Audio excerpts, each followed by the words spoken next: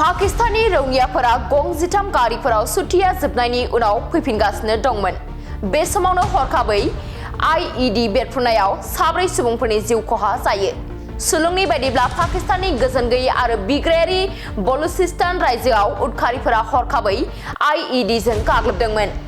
होबथाजानाय उदखारि फसंथान बलुचिस्तान लिबरेशन आर्मिया तुर्बत खाथिनि निउ बेहेमान ओनसोलाव रौनिया हानजानि बासखौ नोजोर होनानै आईईडीजों गाग्लोबदोंमोन।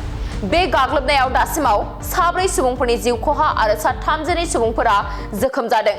बे जाथाया बै समाव जादोंमोन जेब्ला रौनिया हानजाफोरनि सुथि लानाया जोबस्रांनायनि उनाव बिसोरो फैफिनगासिनो दंमोन आरो बिथांमोनजों लोगोसे गं 7 बास आरो मोन 6 एस्कर्ट गारि गासै गं 13 गारिफोरा दंफायोमोन।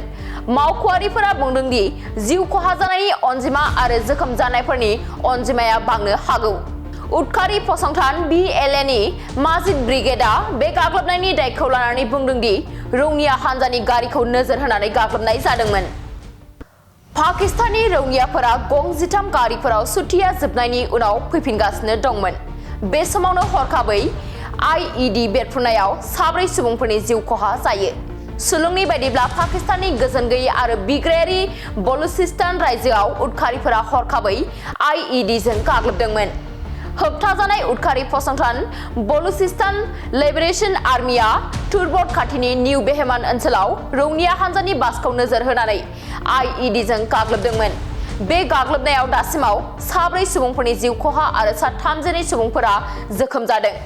बे जाथाया बै समाव जादोंमोन जेब्ला रौनिया हानजाफोरनि सुथि लानाया जोबस्रांनायनि उनाव बिसोरो फैफिनगासिनो दंमोन आरो बिथांमोनजों लोगोसे गं 7 बास आरो मोन 6 एस्कर्ट गारि गासै गं 13 गारिफोरा दंफायोमोन।